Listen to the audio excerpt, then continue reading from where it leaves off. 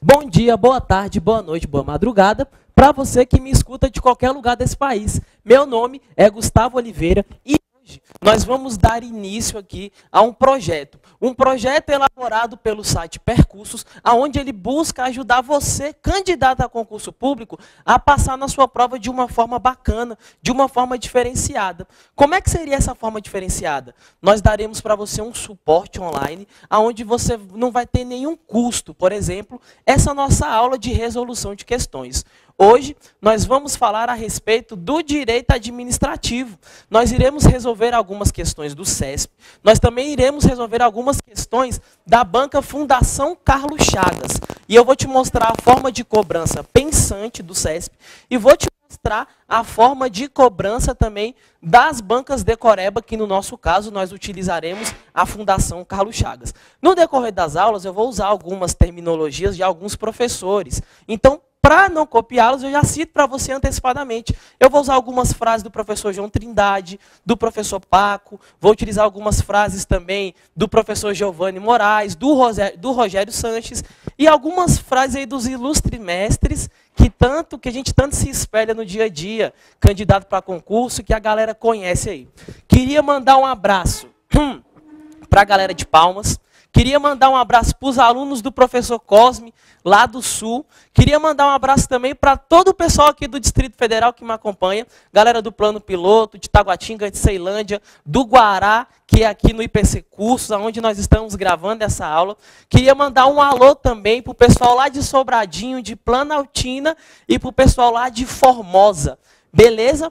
Um abraço, sintam-se todos acolhidos e eu convido você para a nossa primeira aula de resolução de questões de direito administrativo. Joia? Para quem me conhece, eu sou o Gustavo Oliveira. E para quem não me conhece, eu continuo sendo o Gustavo Oliveira. E no final eu vou passar meu Facebook para você, porque eu quero ser seu amigo. Eu sou carente de amizade, então eu preciso da sua amizade aonde? No Facebook. Meu e-mail é jgustavo202@bol.com.br. No finalzinho eu anoto. Pega aí a sua lista de exercícios. Vamos começar. Beleza?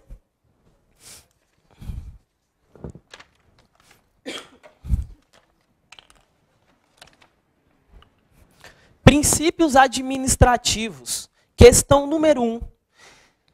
Na parte do CESP. Vamos começar pelo CESP. Joia? Todo mundo ok aqui? Vamos começar aqui pelo CESP. Princípios administrativos. Questão número 1.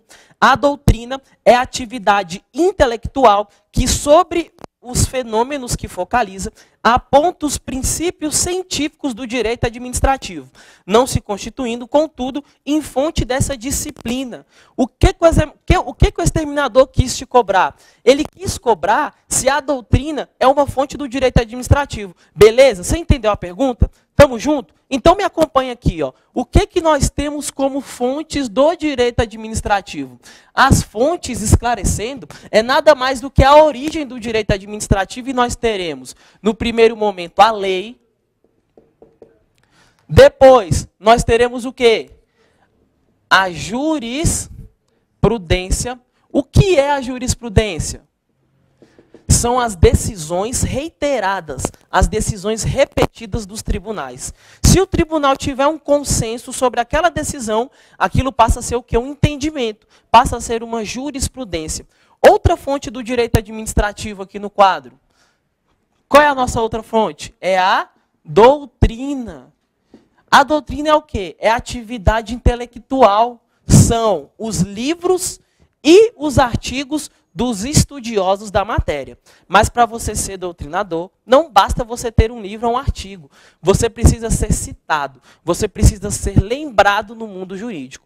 Depois nós temos o que como fonte? Me acompanha. A lei, a jurisprudência, a doutrina. Qual é a nossa próxima fonte aqui? Nós temos os costumes. Beleza? E o costume dentro da administração? Também é uma fonte do direito administrativo? Sim ou não? É também. Nós temos como fonte do direito administrativo a chamada praste, que pode vir na sua prova como praxe.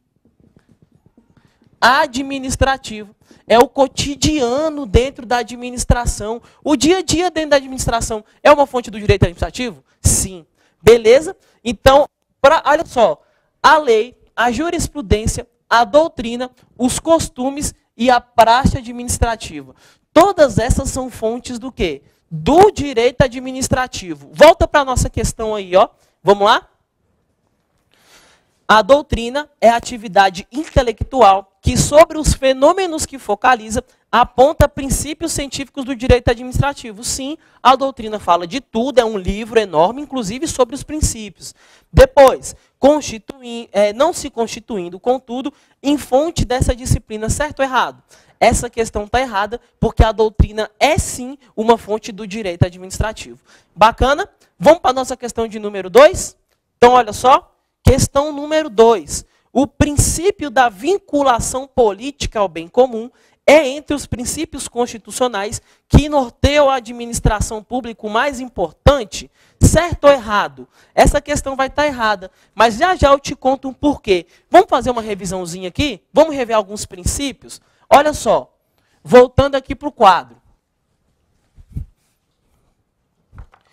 No direito administrativo, nós temos dois tipos de princípios. Nós temos os princípios o quê? Explícitos, que é quanto a lei diz para a gente que eles são princípios, diz para nós que são princípios, e nós temos os princípios o quê? Implícitos, que a gente conversa daqui a pouco.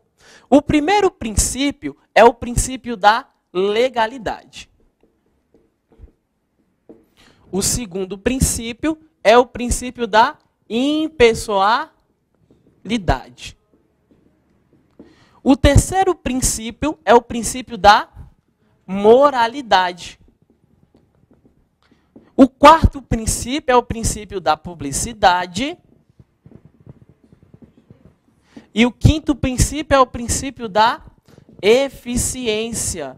É o nosso famoso o quê, pessoal? Nosso famoso LIMP, legalidade, impessoalidade, moralidade, publicidade e eficiência. A legalidade ela deve ser vista sobre duas óticas, certo ou errado? A legalidade ela pode ser vista sobre a ótica de quem? Do particular, e ela também pode ser vista sobre a ótica de quem? Do agente público. O particular, ele representa uma relação de não contradição à lei. O que eu posso dizer em relação ao particular? Se não tiver uma lei proibindo, o particular pode fazer. Beleza? E o que eu posso dizer em relação ao agente público? O agente público, ele representa uma relação de subordinação. O que significa essa relação de subordinação? Ele só pode fazer quando a lei manda. Ele só pode fazer quando a lei permite. Ele só pode fazer quando a lei determina. Joia? E o princípio da impessoalidade? O princípio da impessoalidade, ele traz como ideia geral o tratamento igualitário. O que viria a ser o tratamento igualitário? É a isonomia. Como é que é a isonomia brasileira? Tratar os iguais de forma igual e os desiguais de forma desigual na medida da sua desigualdade. Beleza para isso? Só que nós temos uma segunda vertente. A segunda vertente ela é defendida pela professora Maria Silva Zanella de Pietro e recebe o seguinte nome: teoria da imputação. O agente público, na sua atuação, não é o João ou a Maria que está praticando o ato, mas sim quem? O Estado. O agente público, ele representa quem? Ele representa o Estado. Por isso que se um agente público te causar um dano, você não vai entrar com ação contra o agente público, mas sim contra quem? Contra o Estado, a qual o agente público encontra-se o quê? Vinculado. Beleza para esse princípio? O princípio da moralidade, ele traz a ideia de quê? Ele traz a ideia de que o agente público tem que agir com ética, o agente público tem que agir com boa fé, que o agente público ele tem que agir com quê? Com probidade. O que significa probidade? Honestidade. Então é essa ideia geral de não corrupção.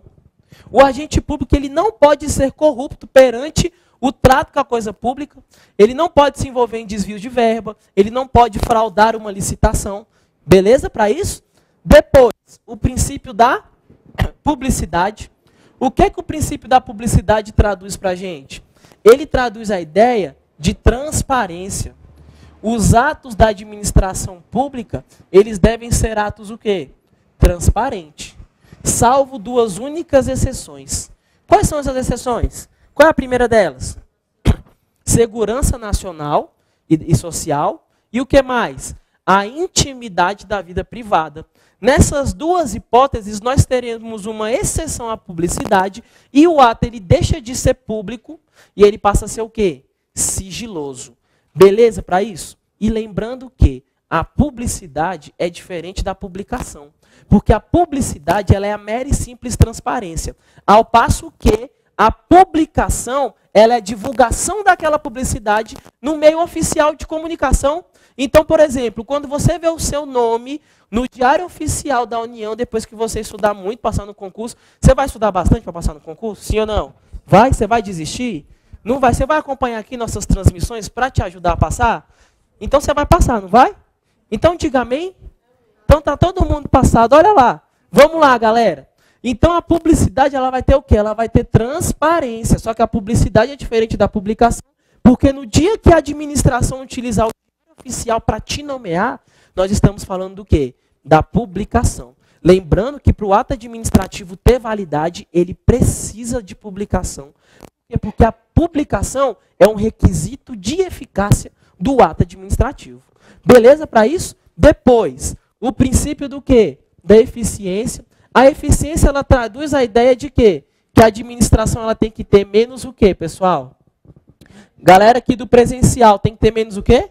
Menos custos e mais o quê? E mais benefícios. É a ideia de que a atuação da administração tem que ser rápida. É a ideia de que a atuação da administração tem que ser econômica. É a ideia que o ato produza aquele efeito para o qual ele foi criado. Ou seja, que o ato tenha eficácia. Esses são os nossos princípios o quê? Os nossos princípios explícitos. Joia? E lembrando que os princípios, eles não existe princípio maior do que o outro. Todos os princípios são o quê? São iguais. O que vai acontecer é, diante do caso concreto, o administrador público ele vai observar qual o princípio que naquela hipótese merece ser mais elevado, naquela hipótese. Mas eu não posso falar que um princípio ele é o quê? Ele é maior do que o outro, mais importante do que o outro. Só que nós temos uma pegadinha de prova que pode te confundir. Que pegadinha é essa? Ela te pergunta se o princípio da legalidade precede os demais. O princípio da legalidade precede os demais? Sim. Preceder não significa que o princípio ele seja mais importante, significa que ele vem o quê? Ele vem antes de todos os outros princípios.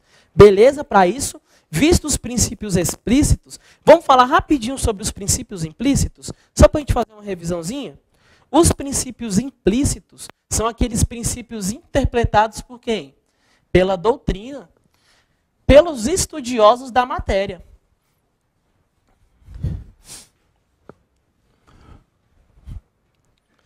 Então nós temos os nossos princípios implícitos. Em que consistem os princípios implícitos? Eu posso falar que como princípio implícito eu tenho um princípio da autotutela? Sim ou não? O princípio da autotutela ele se encontra estampado aonde? Na súmula 473 de quem? Do STF. Significa, como o próprio nome já diz, que a administração ela pode autotutelar-se. Ela pode agir de ofício e ela prescinde, não precisa, de autorização prévia do Poder Judiciário. Ela não precisa de ser provocada. Beleza? Então ela pode agir de ofício sem a intervenção do Poder Judiciário. Ela pode agir de ex officio, que é a mesma coisa de ofício, só que é um termo em latim. Joia? Em que consiste a autotutela? Na autotutela nós teremos dois tipos de atos. Nós teremos os atos ilegais e nós teremos os atos o quê? Inconvenientes e o quê também, pessoal? Inoportunos. Os atos ilegais eles serão o quê? Revogados? Sim ou não? Não. Os atos ilegais eles serão anulados. E os atos inconvenientes e inoportunos eles serão o quê? Eles serão revogados. Beleza? Lembrando que quando o ato foi ilegal, não se origina direito. não origina direito. E quando o ato for inconveniente e inoportuno, nós temos que respeitar qual tipo de direito? Respeito ao direito adquirido. Para fechar essa explicação aqui, ó, dividindo os atos ilegais dos atos inconvenientes e inoportunos. O efeito da anulação vai ser aquele efeito, foca aqui para mim, vamos lá, ó, vai ser aquele efeito que nós chamamos de efeito ex-tunc. Qual é o efeito ex-tunc? É aquele que volta no tempo. Nas palavras da lei, é aquele que retroage. Beleza? E o efeito da revogação vai ser aquele efeito que nós chamamos de efeito o quê? Ex-nunc. É aquele que não volta no tempo, ou seja, ele não retroage. Ele produzirá efeitos a partir da data da revogação. A partir do momento que ele foi revogado, é que nós teremos o efeito do quê? Da revogação. Esse é nosso princípio da autotutela. Depois nós temos como segundo princípio, qual o princípio, pessoal? O princípio da motivação. O princípio da motivação, observe, é aquele princípio aonde nós teremos a exposição. A exposição de quem?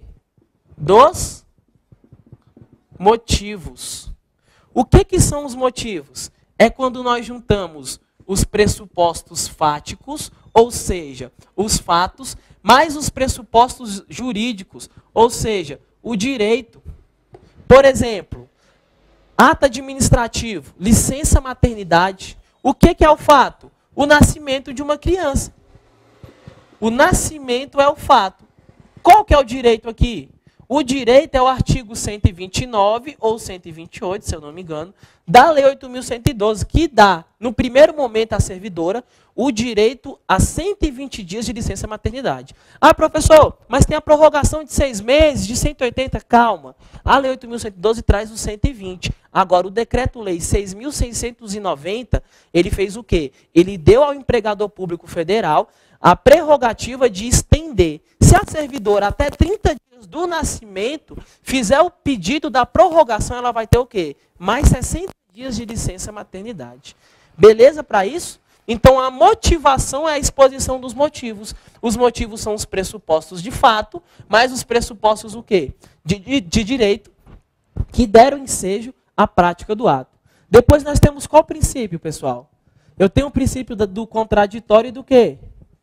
Do contraditório e da ampla defesa. O que significa o contraditório? É o direito que eu tenho de quê? É o direito que eu tenho de contra-argumentar. Eu tenho o direito de ser citado, eu tenho o direito de ficar sabendo do processo, e eu tenho o direito de ficar sabendo de todos os demais atos do processo, ou seja, eu tenho o direito de ser intimado. Como é que eu vou apresentar meu direito de defesa? Como é que eu vou contra-argumentar essas citações e essas intimações? Por meio do quê? Da ampla defesa. É quando eu vou utilizar o quê? As provas. Todas as provas admitidas no direito. Quais são as provas admitidas no direito? São as chamadas provas lícitas. Beleza para isso? Depois nós temos qual princípio? O princípio da razoabilidade, que ele anda junto com qual princípio, pessoal? Com o princípio da proporcionalidade. O princípio da razoabilidade e da proporcionalidade, ele traz a ideia para a gente que a atuação da administração tem que ser uma atuação o quê? Justa e equilibrada. A administração ela só pode agir quando for realmente necessário. E quando for realmente necessário agir, ela vai ter que agir de forma adequada, que é agir de forma proporcional. Agir de forma proporcional é buscar uma balança, uma ponderação entre os meios utilizados e os fins desejados. Por isso que quando tem uma manifestação pacífica, a polícia não pode chegar lá sentando o quê? Bala de borracha e bomba de efeito moral nos manifestantes, não. Ela tem que defender aquilo, o patrimônio público, de uma forma o quê? Pacífica também. A atuação ela deve ser o quê? Justa e equilibrada. Observe, em toda atuação administrativa, nós temos que observar os princípios do quê? da razoabilidade e da proporcionalidade. Seja no ato administrativo, seja nos poderes, sempre nós temos que observar o quê? A razoabilidade e a proporcionalidade. Beleza? Depois, nós temos como princípio implícito. Qual que ficou faltando aqui? O princípio da continuidade do quê? Dos serviços públicos. A ideia geral é que os serviços públicos, eles não podem o quê? Não podem parar. Os serviços públicos são ininterruptos. Por exemplo, quando tem greve, a empresa é obrigada a manter 30% do efetivo funcionando. Em decorrência de qual princípio? Do princípio da continuidade do serviço público. Porque não tem como a população viver sem saúde, viver sem educação, viver sem o quê? Sem segurança. Beleza? Então o serviço público ele não pode o quê? Parar. Essa é a ideia da continuidade. E para fechar os princípios implícitos, olha só.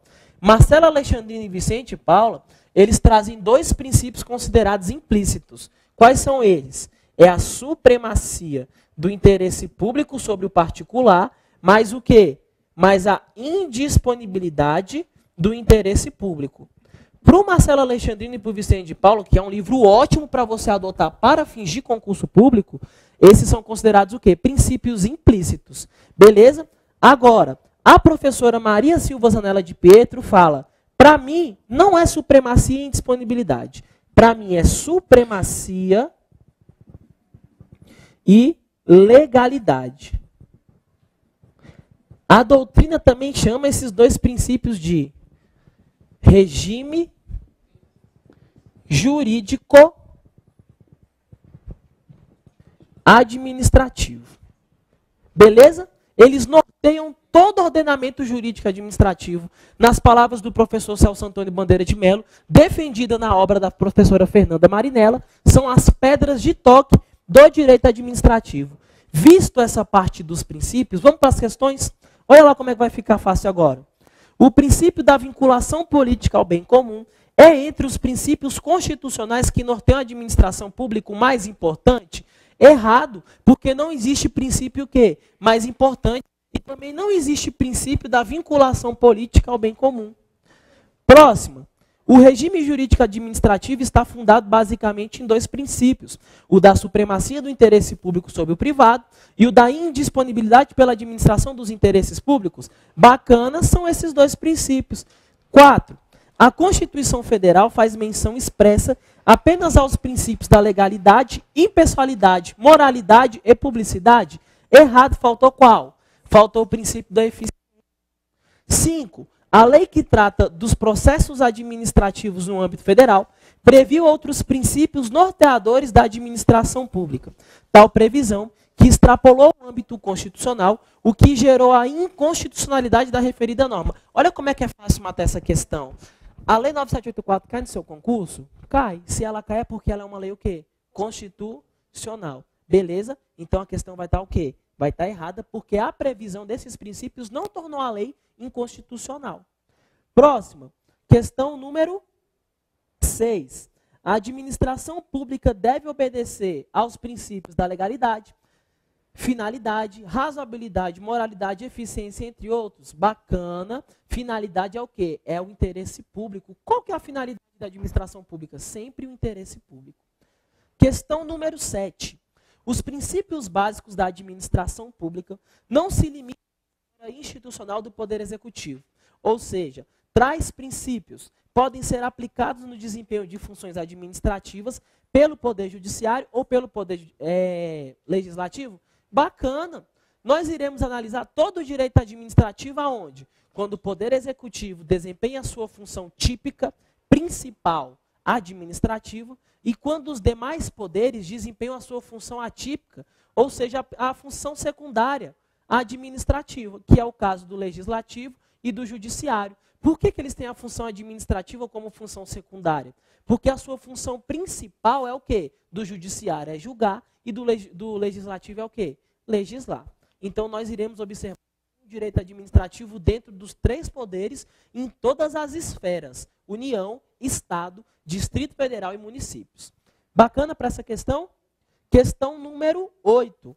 Os agentes públicos de qualquer nível ou hierarquia são obrigados a observar de forma estrita os princípios da legalidade, impessoalidade, moralidade e publicidade nos tratos do assunto da sua competência? Sim, o agente público ele tem que observar de forma estrita, ele só pode agir quando a lei determina. Então, ele só pode agir quando a legalidade traz para ele ordem e quando ele respeita o quê? Os princípios, de forma suprema, de forma o quê? Estrita. O agente público ele nunca pode agir em desacordo com a lei. Questão número 9. Em toda atividade desenvolvida pelos agentes públicos, o princípio da legalidade é o que precede todos os demais? Certinho, porque o princípio da legalidade ele vem o quê? Ele vem antes de todos os demais. Questão número 10. O princípio da legalidade tem por escopo possibilitar ao administrador público fazer o que a lei permitir. Até aí está certo? Ele tem como escopo fazer ao administrador público fazer o que a lei permite, o que a lei manda, o que a lei determina, até aí está certo. Então, chegou no ponto final, você dá uma respirada. Respira, até aí está certo, aí você continua com a questão de prova. Olha lá, no entanto, esse princípio não tem caráter absoluto, uma vez que um administrador poderá editar um ato que não esteja previsto em lei, mas que atenda ao interesse público errado. Quando que o administrador público vai poder agir fora dos limites da lei? Nunca. O agente público só pode agir quando a lei faz o quê? Manda, quando a lei permite, quando a lei determina. Beleza? Visto princípios, vamos dar uma passadinha rápida nos poderes? Aí eu falo para você, faço uma revisãozinha rapidinho, depois a gente volta para as questões. Tá joia? O bom disso aqui vai ser quando a gente chegar lá na FCC, nós já vimos os conceitos, então a gente parte direto para as questões. Beleza? Nós temos alguns poderes. Na verdade, nós temos 6 poderes.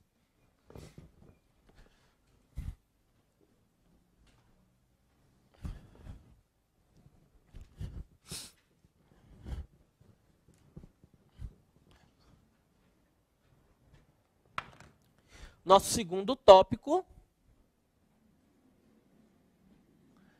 poderes administrativos. O que são os poderes? São os instrumentos que o Estado utiliza para alcançar o quê, pessoal? O interesse público ou o interesse privado?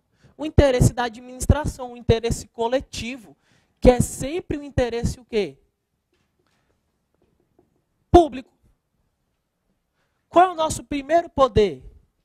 É o poder o quê? Poder vinculado.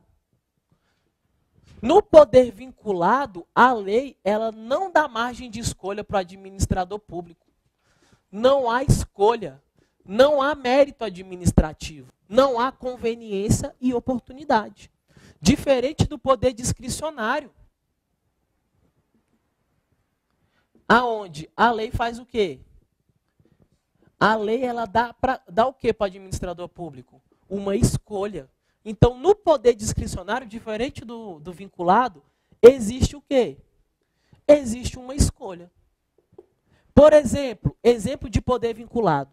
A aplicação de uma pena. O agente público ele pode abrir mão de aplicar uma pena? Não, o interesse não é privado, ele deve aplicar aquela pena. Por exemplo, outro exemplo, a cobrança de um imposto. O agente público ele pode abrir mão de cobrar um imposto? Jamais. E exemplo de poder discricionário, quando tem uma escolha. Quando o agente público, por exemplo, o seu chefe, quando você for servidor, diga amém, ele vai aplicar o quê para você? Ele vai aplicar uma penalidade, então ele vai ter que escolher a penalidade a ser aplicada. Então observe, no primeiro momento, aquele ato é vinculado, porque ele não pode abrir mão de aplicar aquela pena. Mas no segundo momento ele vai ter que fazer o quê? Escolher a penalidade que será aplicada. Ele terá que escolher entre advertência, suspensão, demissão, destituição do cargo em comissão da função de confiança ou cassação da aposentadoria e da disponibilidade. Quando a lei traz esse rol de escolhas, esse ato administrativo é um ato quê? Discricionário. Beleza para isso? Então, aqui nós temos o quê? Mérito administrativo. Aqui nós temos conveniência e oportunidade. Depois, nosso terceiro poder. O nosso terceiro poder é o poder normativo, que é a prerrogativa que a administração tem de utilizar atos normativos para se organizar Então, ela pode usar, por exemplo, um edital, um ofício, uma portaria, um memorando. Mas observe, dentro de poder normativo, nós também temos os decretos. E o decreto ele tem uma característica muito peculiar. Que característica peculiar é essa? A característica peculiar que dentro de poder normativo é o poder chamado de poder regulamentar. O poder regulamentar, ele é o quê? Ele é a edição de decretos. E quem é que pode fazer isso, pessoal? Galera do presencial aqui, quem é que pode fazer isso? O chefe do executivo. Chefe do executivo. No caso, atualmente, a nossa presidente, o quê? Dilma. Né? A irmã gêmea de quem? Do Lion, o chefe dos Thundercats. Olha só, a Dilma aqui, ó, ela pode fazer o quê? De acordo com o artigo 84, inciso 4 da Constituição Federal, ela pode falar sobre os decretos autônomos e pode falar sobre o decreto de execução. Primeiro, artigo 84, inciso 4, ele fala que a presidenta, ela pode vir com o decreto de execução para dar fiel explicação a uma norma. Então, se falta o quê? Uma interpretação naquela norma, ela pode vir o quê? Ela pode explicar para melhorar a sua aplicação. Por exemplo, a lei de drogas, ela traz o termo substância entorpecente. Só que na própria lei de drogas não tem o significado de substância entorpecente. Então, a presidenta Dilma, por meio de um decreto, ela fala, para os fins da lei de droga, substância entorpecente são essas e aquelas. Ela vem dar uma explicação. Dentro desse poder regulamentar, nós ainda temos o quê? Uma outra espécie de decreto, que são os decretos autônomos. Lembra, pessoal, do decreto autônomo? O decreto autônomo, observe, ele tem autonomia, ele vem direto da Constituição Federal. Então, o presidente da República não precisa de uma lei posterior que autorize a fazer. Para que serve o decreto autônomo? Ele serve primeiro, artigo 84, inciso 6º, a linha A da Constituição Federal. Ele serve para a organização e funcionamento da administração pública federal, quando não implicar aumento de despesa, nem criação ou extinção de órgãos públicos, porque o órgão ele só pode ser criado e só pode ser extinto mediante uma lei. Beleza? E também a linha B desse mesmo artigo, ele fala para a gente que ele poderá dispor, mediante decreto autônomo, sobre o quê? Sobre a extinção de cargos e funções públicas quando essas estiverem o quê? Estiverem vagas. Beleza para isso? Então, essas são as nossas duas hipóteses do decreto autônomo. Lembrando que no mesmo artigo 84, parágrafo único, ele remete à prerrogativa de quê? Da delegação. O decreto autônomo ele pode ser delegado para quem? Para o PGR, que é o Procurador-Geral da República, para o AGU, que é o Advogado-Geral da União, e para os ministros de Estado. Beleza? Depois nós temos o nosso quarto poder, que é o poder o quê? Disciplinar. O poder disciplinar é a prerrogativa que a administração tem de aplicar o quê? Sanção, de aplicar pena, de aplicar penalidade. Para quem que a administração aplica pena? Para quem que a administração aplica penalidade? Primeiro, para os seus servidores e segundo, para os seus particulares que têm um vínculo mediante o quê, pessoal? Tem que ter um vínculo mediante o quê com a administração? Mediante um ato ou um contrato. Então, eles estarão sujeitos ao poder o quê? Disciplinar. Lembrando que o poder disciplinar ele vem do poder hierárquico, mas com esse ele não se confunde. São poderes distintos. Depois nós temos o nosso quinto poder. Quem é o nosso quinto poder? O poder hierárquico. O que o poder hierárquico traz para a gente? Ele traz a organização da administração de forma vertical. O que é uma forma vertical, professor? Aqui, ó, de cima para onde? Para baixo. Ele traz os órgãos e seus respectivos agentes. Ele traz os chefes e os subordinados. Ele traz os casos de delegação, que é quando nós temos a extensão da competência. E traz os casos de avocação também, que é quando ele chama para si a competência de outra pessoa. Lembrando que o AREX não pode ser delegado. Quem é o AREX? O artigo 13 da Lei 9784 de 99. Os atos normativos, a edição de atos de caráter normativo. AREX, né? Letra A, atos normativos. Letra R, os recursos administrativos no que tange a sua a decisão. Então, a decisão de recursos administrativos não pode ser o quê? Delegada, não pode ser transferida. E, por fim, a competência, quando ela for o quê? Exclusiva, é X, exclusiva no que tange a competência. Então, olha só que bacana. A competência exclusiva é aquela que não pode ser delegada, ao passo que a competência privativa é aquela que pode ser o quê? Delegada. Beleza para isso? Com isso, nós fechamos o quê? O nosso poder hierárquico. Depois, nosso sexto poder. Qual que é esse poder? É o poder de polícia. O que o poder de polícia ele traz para a gente? O poder de polícia ele tem a prerrogativa de condicionar, criar condições, e ele tem a prerrogativa de quê também? De restringir. Ele vem condicionar e restringir o quê? O uso e o gozo. Do que, pessoal? Dos bens, dos direitos, da liberdade e até mesmo da propriedade. Isso aqui é tudo em prol de qual interesse? Interesse privado ou interesse público? O interesse público. Então, isso aqui ó, é tudo em prol de qual interesse? Do interesse público. Observe. Ele busca harmonizar o convívio social. O poder de polícia, ele te condiciona. Ele retira a sua liberdade num determinado momento para tornar a vida em sociedade mais fácil. Um exemplo clássico que você vive ele todos os dias praticamente. Quando você para no sinal de trânsito, você não é obrigado a parar, senão você vai pagar o quê? Uma multa. Então ele condicionou ali a sua liberdade, ele restringiu a sua liberdade para que a outra pessoa possa o quê? Passar. E quando você for passar, ele também vai restringir a liberdade de quem? De outra pessoa. Então, o tempo todo ele está fazendo o quê? Ele está restringindo a liberdade. Beleza para isso? Lembrando que o poder de polícia ele é cobrado mediante uma espécie de tributo, que é a denominada taxa. O que é a taxa? É quando o usuário ele é determinado, ele pode ser individualizado. O próprio usuário ele provoca o exercício do poder de polícia. Por exemplo, você vai fazer uma vistoria no seu carro. Você provocou o Detran. Taxa de quê? De vistoria. Você vai, por exemplo, transferir seu veículo. Você, mais uma vez, provocou o poder de polícia. Vai pagar o quê? Taxa de quê? De transferência. Então, sempre o poder de polícia ele será pago mediante o quê? Mediante taxa.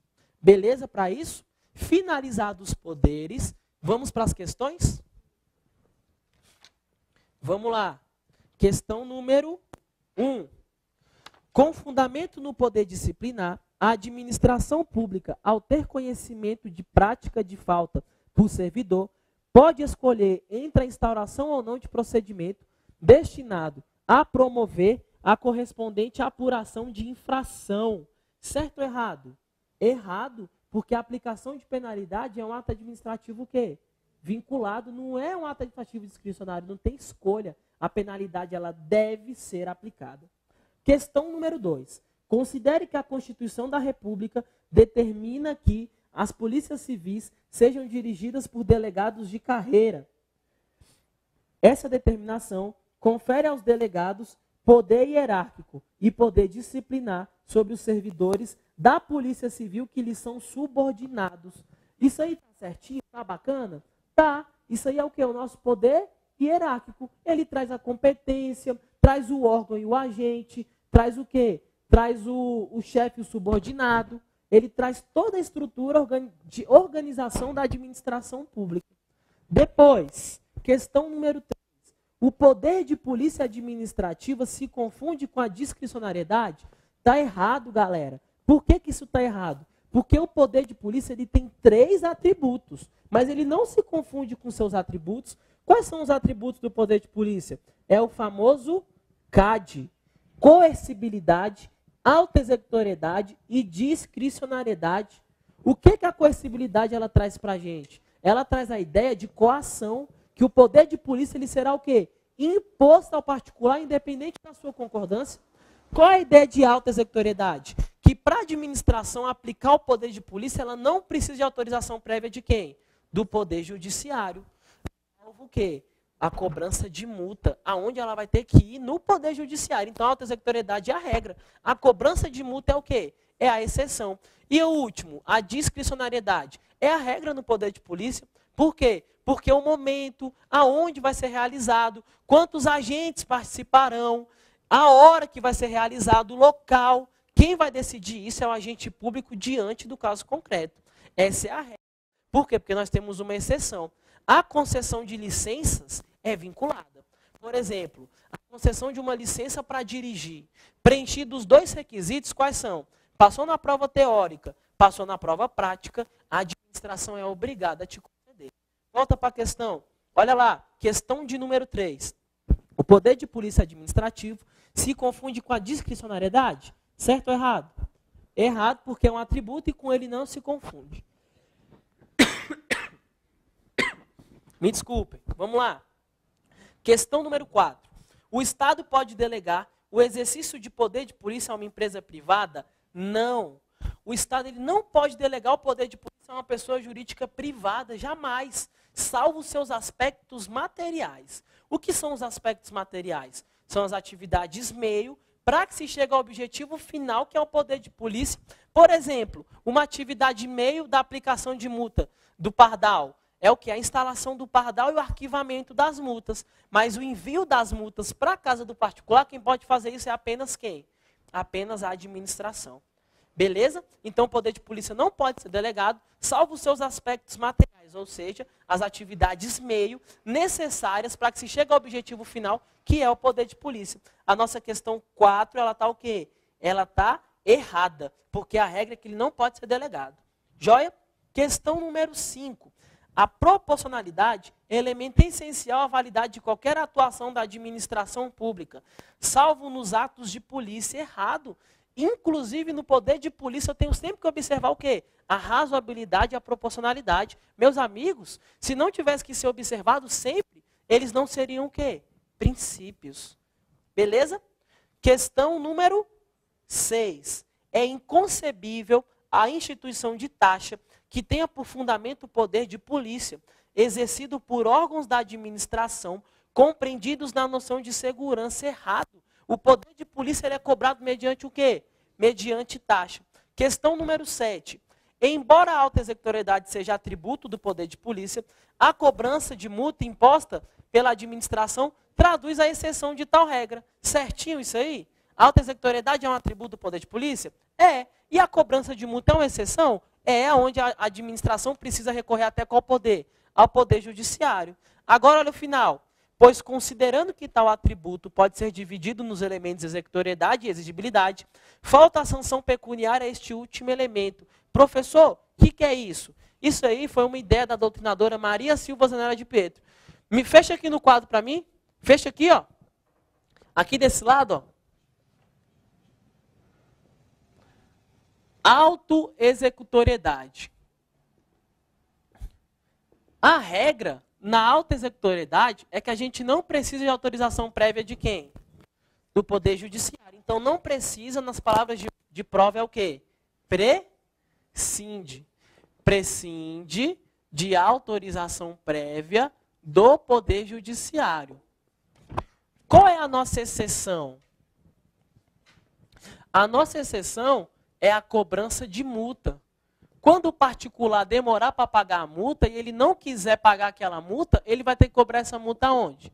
No Poder Judiciário. Mas a professora Maria Silva Zanella de Pietro e o professor Celso Antônio Bandeira de Mello, eles falam que a auto-executoriedade não se chama auto-executoriedade. Ela se chama o quê? Executoriedade. E se chama o quê também? Exigibilidade. Igualzinho está aí na sua questão. A executoriedade é a regra da auto-executoriedade. Ou seja, é quando a administração pública não precisa de autorização prévia de quem? Do Poder Judiciário. Eles chamam isso de meios diretos. E a exigibilidade é o quê? É a exceção da auto-executoriedade. Exceção.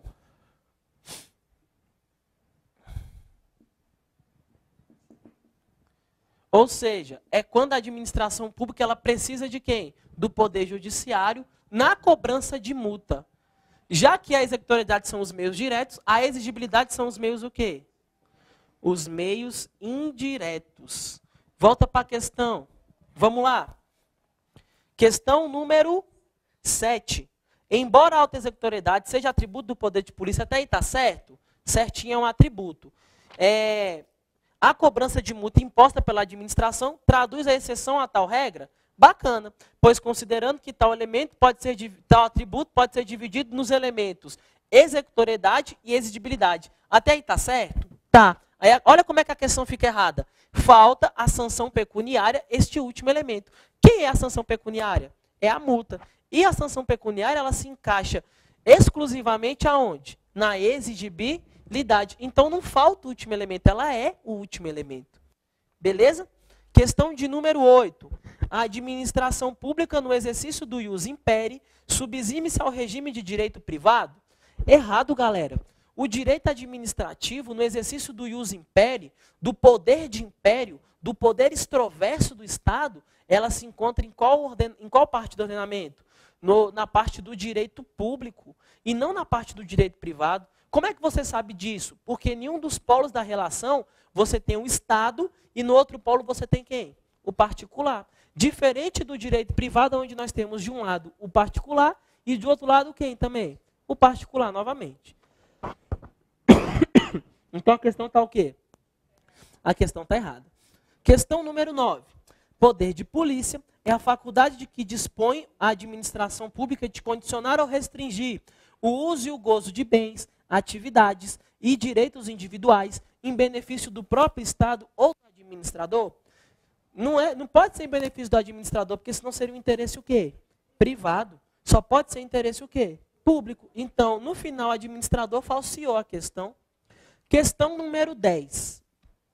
O poder disciplinar é a relação de subordinação entre vários órgãos e agentes públicos, com a distribuição de funções e gradação da autoridade de cada um conforme as competências legais. Esse não é o poder disciplinar. É qual poder, galera?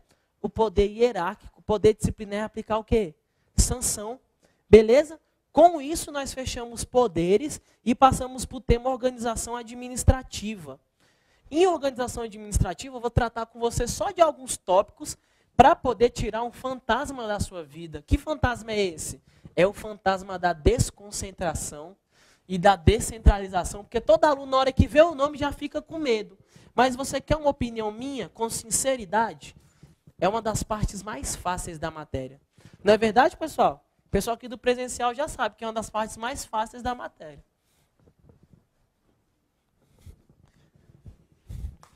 A organização administrativa, ela traz o que para a gente? Olha só. A organização administrativa, ela nos mostra a estrutura da administração. Já que ela me mostra a estrutura, ela traz para mim quem são os órgãos, ela traz para mim quem são as entidades, e ela traz para mim quem são os agentes públicos, as pessoas que compõem a administração pública. Beleza? A administração, ela pode ser uma administração direta, ou ela pode ser uma administração o quê, pessoal? Uma administração indireta. A administração direta, ela também, os entes que a compõem são chamados de entidades políticas. E a administração indireta, os entes que a compõem são chamadas de entidades o quê? Entidades administrativas. Quem é a administração direta? Será a União, os estados, o Distrito Federal e quem mais? E os municípios. Quem é a administração indireta? A administração indireta são as autarquias, as fundações públicas, as empresas públicas e as sociedades de economia mista. Beleza? Visto isso, vamos nos atentar aos dois fenômenos aí, ó. Quais são os dois fenômenos? Desconcentração e descentralização. O primeiro que eu vou te contar é sobre a desconcentração. Professor, o que é a desconcentração? É quando o agente público estava prestando atenção no trabalho, aí passou uma música lá, ele se desconcentrou, não conseguiu entender mais nada? Não. A desconcentração é a mera e simples o quê? Criação de órgãos. Criou órgãos, aconteceu o quê? Desconcentrou, por exemplo, o Poder Executivo da União, para ajudar na prestação de serviço, ele cria quais órgãos? Os ministérios. Ele cria o MEC, que é o Ministério da Educação, ele cria o Ministério da Justiça. O Ministério da Justiça, para ajudar na prestação de serviço, ela também cria o quê? Cria alguns órgãos, por exemplo, a Polícia Federal, a Polícia Rodoviária Federal. A Polícia Federal também cria órgãos, por exemplo, o seu almoxarifado, ela cria o seu RH e etc. O tempo inteiro está criando órgãos. E observe, pode acontecer tanto na administração direta, quanto na administração o quê? Indireta. Por exemplo, quando a Fundação Universidade de Brasília cria o órgão, que é a famosa banca examinadora, o quê? CESP. Por isso que na sua prova você vê CESP UNB. Beleza? E como é que funciona a descentralização? Você já sabe que a desconcentração é a mera e simples criação de quê? De órgãos. E como é que funciona a descentralização? A descentralização é quando o quê? É quando a administração direta faz o quê? A administração direta cria qual administração? A administração indireta. Beleza? Então, a lei específica, o que a lei específica vai fazer? Ela vai criar qual ente? As autarquias. E a lei específica vai fazer o quê? Vai autorizar a instituição de quem? Das fundações públicas, das empresas públicas e da sociedade de economia mista. Observe, cabendo à lei complementar, definir a área de atuação da fundação pública. Se ela vai ser da saúde, se ela vai ser da educação, se ela vai ser da cultura, do esporte. Beleza? Então, recapitulando, a administração direta cria a indireta, eu estou falando de quê? De descentralização. E quando eu crio um órgão, a mera e simples criação de órgão é o quê? Uma desconcentração. Lembrando que o órgão, ele não possui aquilo que nós chamamos de quê? De personalidade jurídica. Ele não pode ser de sujeito de direitos e obrigação. Então, se um carro do Ministério da Educação bater no seu carro, você não vai entrar contra o Ministério. Você vai entrar contra o ente que ele está vinculado. O Ministério é um órgão o quê? Da União. Você vai entrar com um processo contra a União. Beleza? Visto isso, vamos lá para nossas questões de prova. Pega aí as nossas questõezinhas. Onde é que a gente está? Questão número 1, de organização administrativa. Olha lá. Os órgãos públicos da administração direta, autárquica e fundacional são criados por lei. Não podendo ser extintos por meio de decreto do chefe do executivo, do chefe do poder executivo. Essa questão está certa. O órgão ele só pode ser o quê? Criado por lei e extinto por lei. O que o chefe do executivo ele pode fazer por decreto, que é o nosso decreto autônomo que nós já conversamos? Organização e funcionamento da administração, quando não implicar aumento de despesa, observe, criação e nem extinção de órgão público. Joia? Ele só pode extinguir o quê? Cargos e funções públicas quando essas estiverem o quê? Estiverem vagas. Beleza? Então a questão está certinha. Princípio da simetria das normas jurídicas. A mesma forma que foi criada, é a mesma forma que será o quê? Extinta. Criado por lei e extinto mediante o quê? Mediante lei. Beleza? Questão número 2. Quando as atribuições de um órgão público são delegadas a outra pessoa jurídica com vistas a otimizar a prestação de serviço, a desconcentração? Olha só. Quando as atribuições de um órgão público são delegadas a outra pessoa jurídica, há desconcentração? Sim. Por que há desconcentração? Porque a desconcentração ela pode acontecer de duas formas. Ela pode acontecer mediante outorga e mediante o quê, pessoal? Delegação. Vamos amarrar esse conceito aqui rapidinho. O órgão, ele não é pessoa jurídica, não transfira a outra pessoa jurídica, ele não tem personalidade jurídica. Se é pessoa jurídica, só pode ser o quê? Autarquia, fundação pública, empresa pública ou sociedade de economia mista. Tá bom? Olha só, como é que funciona aqui a descentralização? A descentralização, ela pode ser de duas formas. Ela pode ser mediante outorga e ela pode ser mediante o quê? Delegação. Essa aqui é chamada de desconcentração. Na verdade, é descentralização, pessoal. Me desculpem. É descentralização, tá? Nós estamos falando da descentralização. Olha a correção aqui, ó. Descentralização. A descentralização, ela pode ser mediante outorga e mediante delegação. A descentralização mediante outorga é chamada de descentralização por colaboração. A descentralização mediante delegação é chamada de descentralização por serviço. A descentralização por outorga, ela é mediante o quê? Mediante lei. A descentralização por delegação, ela é mediante o quê? Mediante um ato ou um contrato. Quando ela acontece por outorga, que é mediante lei, transfere o quê? A titularidade, mais a execução do serviço prestado. Quando ela acontece por delegação, ela transfere o quê? Ela vai transferir apenas a execução do serviço o quê? Prestado. De acordo com os professores Marcelo Alexandrino e Vicente Paula, aqui nasce para a gente quem? Nascem as autarquias e as fundações públicas. E aqui nascem para a gente quem? Nascem as empresas públicas, a sociedade de economia mista e os particulares em colaboração, que são as concessões, as permissões e as autorizações de serviço ou de uso de bem público. Beleza? Então volta para a questão, olha lá. Questão de número 2.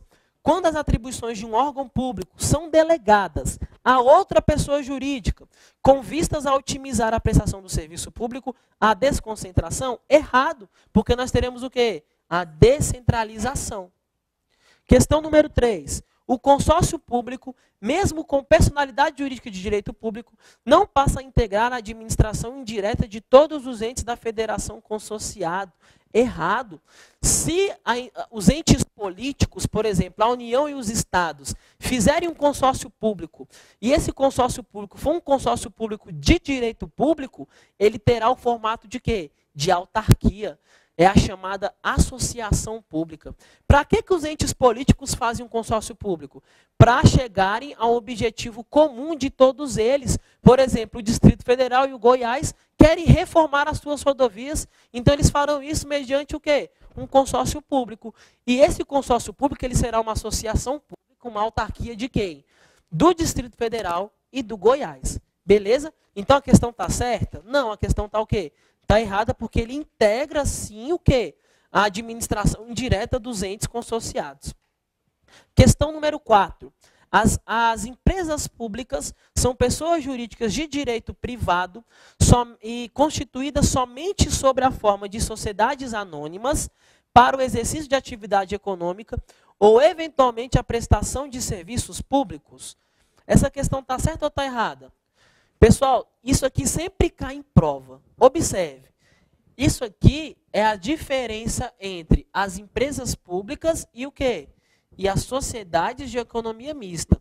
Então, desse lado aqui eu vou falar das empresas públicas e desse lado eu vou falar da sociedade de economia mista. Nós temos 3 diferenças. Quais são as 3 grandes diferenças entre essas duas? Primeira é a forma societária. Segundo é a composição do capital. E terceiro é o foro, aonde as suas ações serão julgadas. As empresas públicas, elas têm o quê? Qualquer forma admitida onde? No direito. Diferente da sociedade de economia mista, que elas serão o quê? Apenas sociedades anônimas, ou seja, SA. O capital da empresa pública é o capital o quê? 100% público. E a sociedade de economia mista? De acordo com a maioria das doutrinas, é 50% mais 1 do capital o quê? Público. Aí algumas doutrinas falam que isso aqui está errado, que deveria ser 50% mais 0,1, que é o quê? A maioria apenas, tá bom? Mas muitos doutrinadores defendem 50% mais 1, porque é o quê? A gente quer falar sempre da maioria. É a maioria das ações ordinárias, as ações que dão direito a voto dentro da sociedade anônima. Onde é que as ações das empresas públicas serão julgadas? Elas serão julgadas na justiça especial. Quem é a justiça especial? A Justiça Federal. E onde que as ações da sociedade de economia mista serão julgadas? Elas serão julgadas na justiça comum. Quem é a justiça comum? É a justiça estadual. Volta para a questão. Vamos lá. Questão número 4, né? As empresas públicas são pessoas jurídicas de direito privado, constituídas somente sob a forma de sociedades anônimas para o exercício de atividade econômica ou, eventualmente, a prestação de serviço público. Errado, ele não quis falar da empresa pública, ele quis falar de quem? Da sociedade de economia mista. Beleza? Próxima questão, questão número 5. As empresas públicas e a sociedade de economia mista são entidades integrantes da administração indireta. Tá certo isso aí? Até aí tá certo, bacana. Dá uma respirada. Joia? Volta para a questão. Portanto, aos seus funcionários, aplica-se o regime jurídico dos servidores públicos civis da União, das autarquias e das fundações públicas federais. Errado. Quem trabalha numa empresa pública, por exemplo, a Caixa Econômica Federal, e quem trabalha numa sociedade de economia mista, por exemplo, no Banco do Brasil, tem que fazer concurso, mas ele vai ser regido por que norma? Pela CLT. Ele vai ser o chamado seletista. É o famoso empregado público. Diferente de quem trabalha na administração direta, autárquica e fundacional, que será chamado de quê? De servidor, e ele será regido por uma norma, por um estatuto. É o famoso estatutário. Ele será regido pela Lei 8.112 de 1990, que é o regime jurídico único dos servidores públicos civis da União. Belezinha? Tranquilo? Agora nós iremos passar ao estudo dos atos administrativos. Tá? E nós vamos aqui para o quadro, para a gente falar um pouquinho da teoria, para a gente poder matar as questões com facilidade.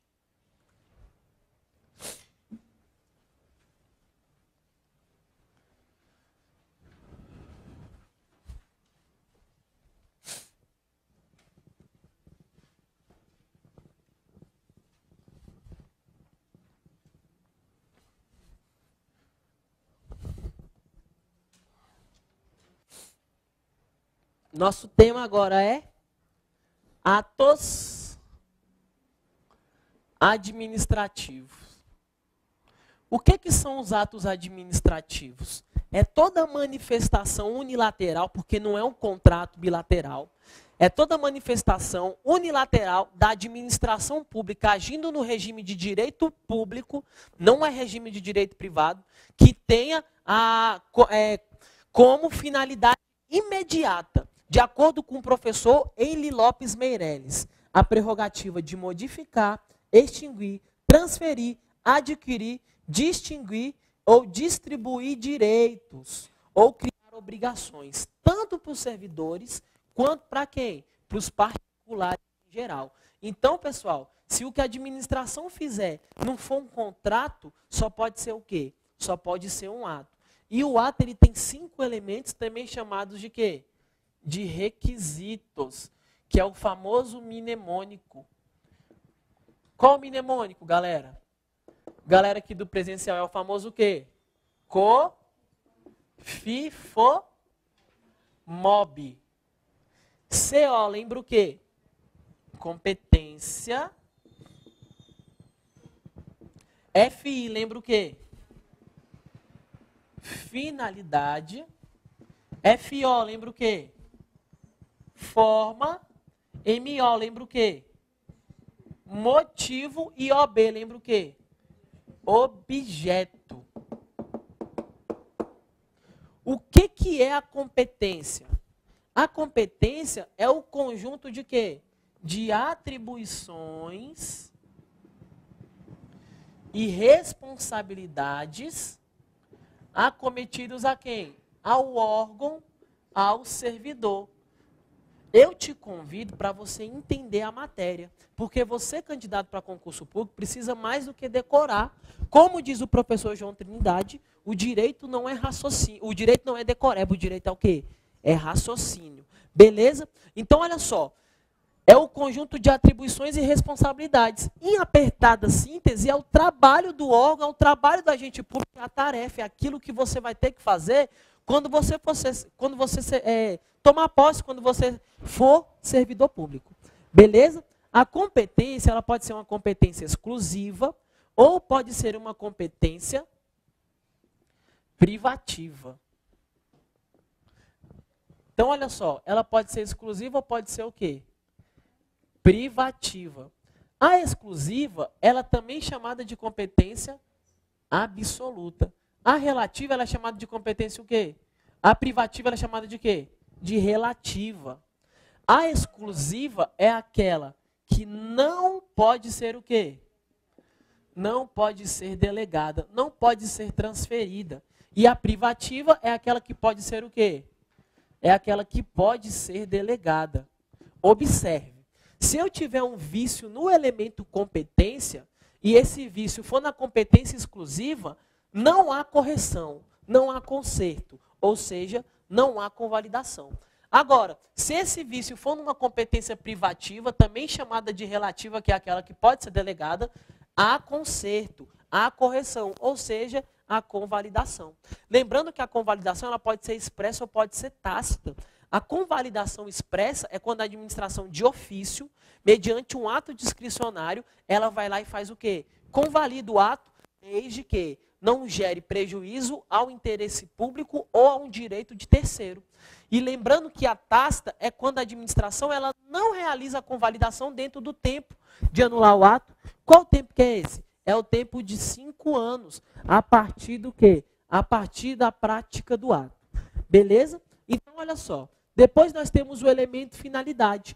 O elemento finalidade, ele sempre vai ser o quê, pessoal?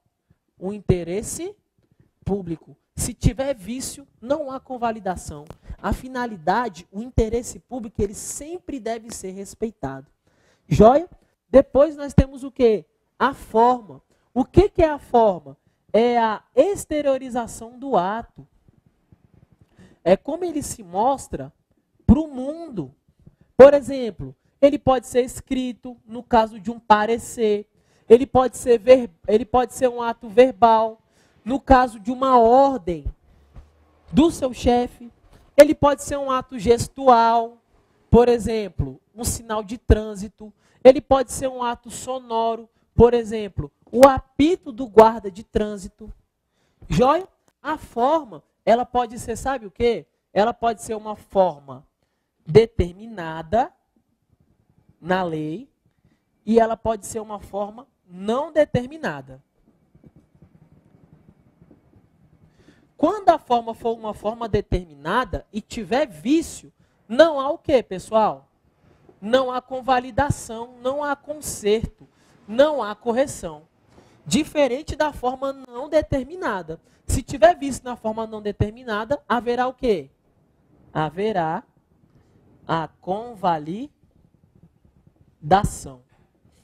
Beleza? Depois de vista a competência, a finalidade e a forma, passemos ao estudo do elemento objeto. Competência, finalidade e forma, motivo. O que são os motivos? São os pressupostos de fato, mais os pressupostos de direito, que deram seja a prática do ato. Então, eu junto aquilo que aconteceu na vida real com a sua fundamentação aonde? Na lei, com a sua fundamentação na norma. Beleza? Depois nós temos o quê? O objeto. O que é o objeto? O objeto ele é o fim direto. Ele é o fim imediato que um ato administrativo visa produzir. Por que ele é o fim direto, imediato? Porque o fim indireto, também chamado de mediato, vai ser sempre o quê? O interesse público por trás daquele ato. Então, observe, um ato administrativo, licença paternidade, qual que é o objeto dela? É deixar o servidor em casa 5 dias, sem trabalhar, ele vai continuar o quê? Recebendo. Beleza para isso? E qual que é a finalidade sempre por trás desse ato administrativo? É observar o interesse público. Observe, se tiver vício no motivo e se tiver vício no objeto, não haverá convalidação. Nós só falamos de convalidação quando a competência for uma competência privativa e quando a forma for uma forma o quê? Não determinada. Beleza para isso? Esses dois recebem um nome geral, que é o nome geral que nós chamamos, sabe de quê? De abuso de poder. Olha só. O abuso de poder, ele é um gênero. E ele comporta o quê, se ele é um gênero? Ele comporta duas o quê, pessoal? Duas espécies, certo ou errado? Certo? Ele pode ser o excesso de poder. E ele também pode ser o quê? O desvio de poder, também chamado de desvio de finalidade.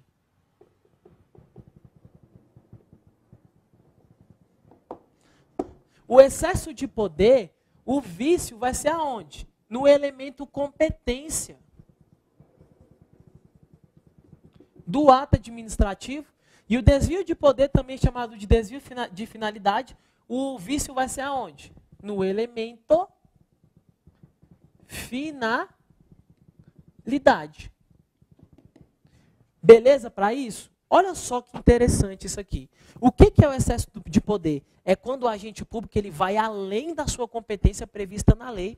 É o caso, por exemplo, do agente administrativo da Polícia Federal que resolveu ser policial federal. Ele, cansado de mexer com a papelada, ele foi lá no armário, pegou o distintivo do colega dele, a arma que estava lá no armário e falou o quê? Hoje eu vou prender gente. Aí ele ficava em cima da árvore, esperando o pessoal passar. Aí quando a pessoa passava, o que ele fazia? Ele dava um pulo lá de cima e falava assim, ó, você está preso. Pode fazer isso? Não pode. Por quê? Porque ele é um agente administrativo, ele não é um policial federal. A lei não trouxe para ele essa prerrogativa. E o desvio de finalidade, desvio de poder? É quando o agente público, dentro da sua competência, ele dá uma finalidade diferenciada para o ato, uma finalidade diversa, que não seja o interesse público. Se não for o interesse público, só pode ser qual interesse? O interesse privado. Por exemplo, a famosa carteirada. A carteira do policial civil não é para ele entrar, por exemplo, numa festa e verificar se está tudo ok? Ou para ele ver se está tudo certo também no cinema, para ver se não tem nenhum bandido lá, nenhum ladrão de pipoca? Aí olha só, como é que vai ficar? O que o policial civil normalmente faz? Ele chama os dois filhos, aí liga para o vizinho, pega mais 5 catarrentinhos, leva todo mundo para o cinema e entra no cinema o quê? De graça. Pode fazer isso? Não pode, porque nós estaremos diante de uma espécie de quê? De abuso de poder. Joia? Para a gente fechar atos administrativos, eu só vou conversar com você sobre os atributos e nós vamos para as questões de prova.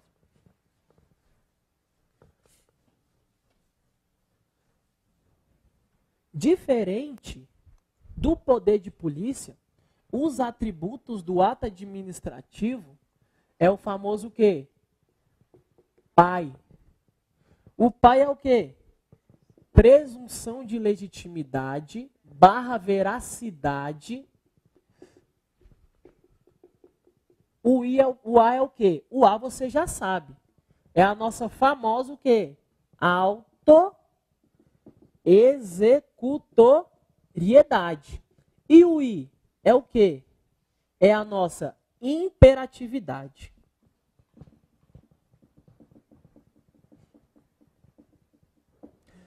A presunção de legalidade, de veracidade, é a ideia que nós temos com o administrador público, ele só age quando a lei permite, então ele só age de boa fé, ele só age observando a ética, observando os costumes.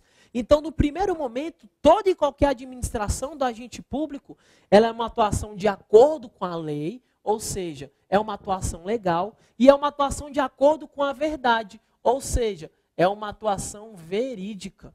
Só que essa presunção é uma presunção chamada de presunção relativa. Do latim é a nossa presunção iuris tanto. O que é uma presunção relativa? É aquela presunção que cabe o quê? Cabe prova em contrário. Nesse momento, nós teremos uma inversão do ônus da prova e o particular prejudicado ele pode recorrer à administração para comprovar que ele foi o quê? Que ele foi prejudicado. Beleza? A alta executoriedade, como você já sabe, é o quê? É que a administração pública, para agir, ela prescinde de autorização prévia de quem? De autorização prévia do PJ, do Poder Judiciário. E a imperatividade? A imperatividade, como o próprio nome já diz, é a imposição. A administração pública ela pode impor os atos ao particular, independente da sua concordância. Mas como diz o professor Pedro Barreto, isso aqui é para o aluno faixa branca. Por quê? Porque o aluno faixa preta ele sabe a exceção. Quais são as exceções da imperatividade? Quando não haverá imperatividade? Olha só, nos atos quando eles forem solicitados, por quem? Pelo particular. Você foi no médico público para falar da sua saúde e você solicitou a ele que te fornecesse o quê? Um atestado. Você fez um curso de informática aqui no governo do Distrito Federal. No final você solicitou o quê para ele? Uma certidão. Beleza? Você foi numa visita no Poder Judiciário.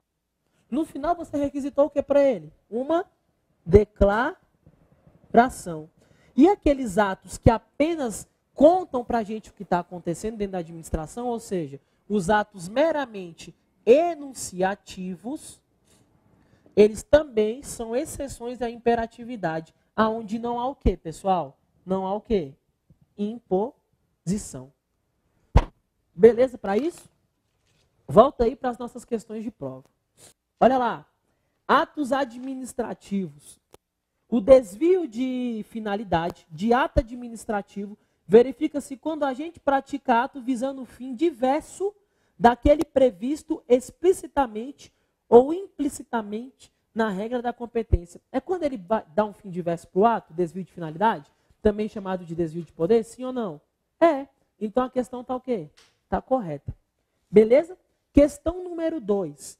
A edição de atos de caráter normativo, a decisão de recursos administrativos e as matérias de competência exclusiva do órgão ou da entidade não são objetos de delegação. Certinho, é o nosso ARECS, artigo 13 da Lei 9784 de 99. É a famosa PAF, a lei que fala a respeito do processo administrativo em âmbito federal. Questão número 3. Como requisito do ato administrativo, a competência é, em princípio, intransferível, só podendo ser objeto de delegação se estiver estribada em lei. Certinho, gente. A competência, a regra é que ela seja intransferível. O agente público não pode abrir mão da sua competência, ela também é irrenunciável, salvo os casos de delegação, extensão da competência e avocação previstos na lei. Qual é a diferença da delegação para a avocação? A delegação é quando eu entrego a minha competência para outra pessoa. Ela pode acontecer entre pessoas da mesma hierarquia ou de chefe para subordinado. Diferente da avocação, que ela só vai acontecer de chefe para subordinado. A delegação ela pode acontecer por motivos de índole técnica, social, econômica, territorial e jurídica. A avocação ela só pode acontecer pelos motivos que nós chamamos de motivos determinantes, relevantes, desde que sejam devidamente justificados. Beleza? A avocação é chamar para si a competência de outra pessoa. O agente público não está fazendo direito, o chefe dele vai lá e faz o quê? Chama a competência. Beleza? Vamos lá. Questão número 4. O gabarito da 3 é o quê? É correta. Questão número 4. Atos administrativos enunciativos são aqueles que a administração certifica ou atesta um fato ou emite um juízo de valor acerca de determinado assunto, como, por exemplo, as certidões dos atestados. Isso aí está errado, porque no ato enunciativo a administração ela não emite um juízo de valor. Beleza? Um ato enunciativo é apenas para mostrar algo que a administração está fazendo, simplesmente para enunciar. Joia? Questão número 5. A revogação do ato administrativo tem efeitos ex tunc. Lembrando que o efeito ex tunc é aquele efeito que retroage. e que a revogação ela não tem efeito o quê? Ex tunc. Ex nunc, na verdade. Quem é que tem efeito ex tunc? A anulação. Então, por que a questão está errada? Porque ela fala que o efeito da revogação é ex tunc, quando, na verdade, o efeito da revogação é o quê, pessoal? Ex nunc, aquele efeito que não retroage. Princípio da autotutela. Questão número 6. Somente a administração pública possui competência para revogar os atos administrativos por ela praticados? Certinho. Quem vai revogar o ato é sempre a administração pública e não o Poder Judiciário. Beleza? Questão número 7. O Poder Judiciário ele pode revogar ato administrativo por ele editado, desde que considere inconveniente e inoportuno ao serviço? Essa questão está errada, porque o Poder Judiciário ele não pode fazer o quê? Opa, vamos lá, né? Vamos recapitular. Essa questão ela está certa. Por quê? Porque quando o Judiciário ele estiver no desempenho da sua função atípica administrativa, agindo como administração, ele pode fazer o quê? Ele pode revogar os seus próprios atos, então é nossa exceção. Essa questão está o quê? Ela está certinha, porque o Poder Judiciário ele pode sim revogar os seus próprios atos no desempenho da sua função atípica administrativa. Próxima questão. Questão número 8. O ato composto é aquele que resulta da manifestação de dois ou mais órgãos, singulares ou colegiados, cuja vontade se funde para a formação de um único ato. Para isso, eu vou precisar jogar um quadrinho aqui para você, ó. Você poder pegar a manha da prova. Fecha aqui comigo, aqui, ó, nessa outra parte do quadro. Olha só. Quanto à sua composição, joga aqui na lousa. Vamos lá. Quando a sua composição, os atos podem ser o quê? Os atos eles podem ser simples. Eles podem ser o quê, doutora? Complexo, muito bem. E eles podem ser o quê também? Compostos. Olha a dica que eu te dou. A dica é que você vai ter que saber o quê? A dica é que você vai ter que saber o número de atos e o número de órgãos envolvidos. Número de atos. Número de órgãos. No ato simples, o raciocínio aqui é gradativo, tá?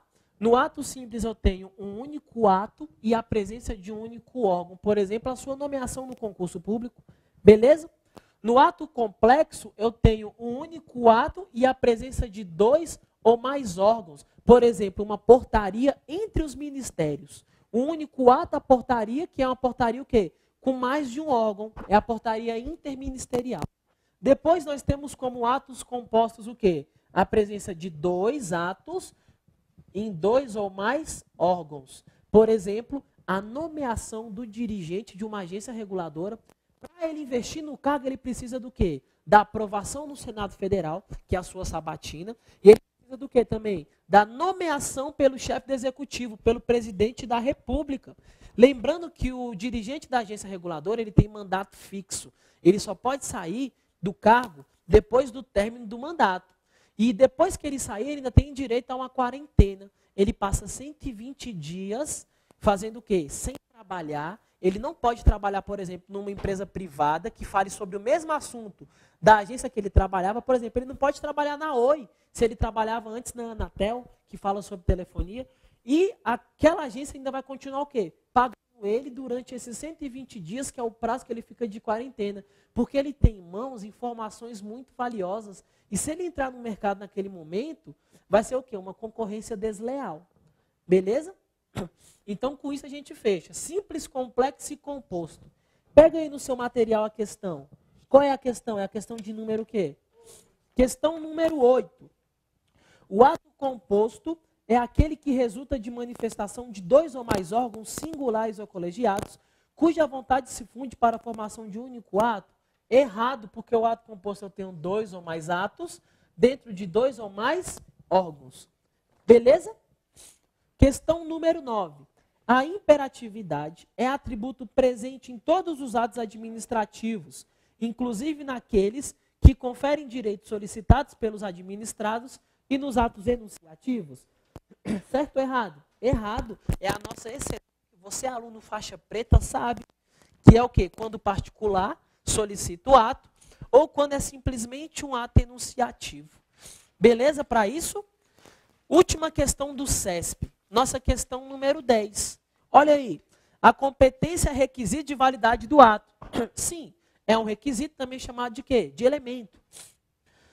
E se constitui na exigência de que a autoridade, órgão ou entidade que pratique o ato tenha recebido da lei a atribuição necessária para praticá-lo. Certinho, galera. Quem é que traz a competência para agente público? Sempre será a lei. O agente público só pode agir quando a lei faz o quê? Manda, quando a lei determina. Aí fica uma dica para a sua prova de 8666 e de 8112. Os editais da licitação e do concurso público, eles têm que ter, as suas disposições têm que estar previstas aonde antes? Na lei. O edital não pode trazer alguma coisa que a lei não traz. Belezinha para isso? Agora, como a gente já falou de toda a matéria na teoria, na Fundação Carlos Chagas a gente só vai resolver as questões e a gente finaliza a aula. Beleza? Voltando aqui, pessoal. Vamos lá?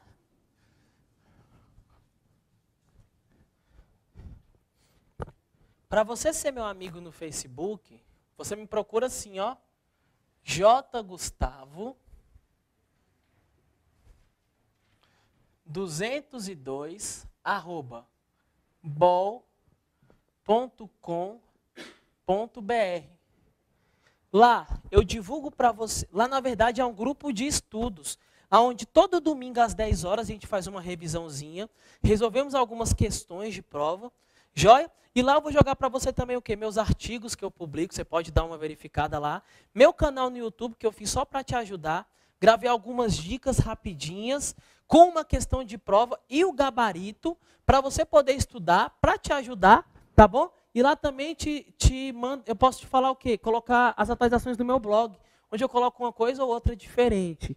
Então, um grupo de estudo bacana é o quê? É o Facebook. Porque o Facebook, utilizado de uma forma racional e sensata, é uma ótima ferramenta de estudo.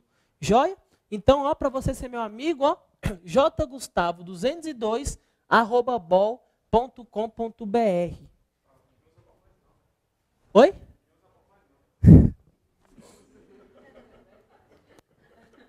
É o quê? Ah, é Tigão. Tigão. Estão falando aqui que só eu utilizo o bol.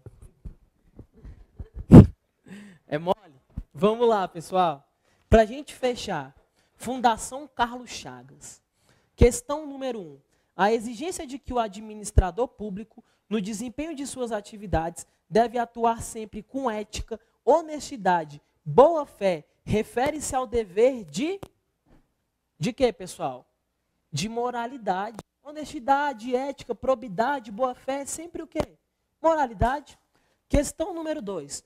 Um ato administrativo que viesse a criar direitos, impor obrigações ou prescrever sanções, afrontaria o princípio da publicidade? Não. Probidade? Também não. Impessoalidade? Também não. Moralidade? Não. Qual que é o gabarito?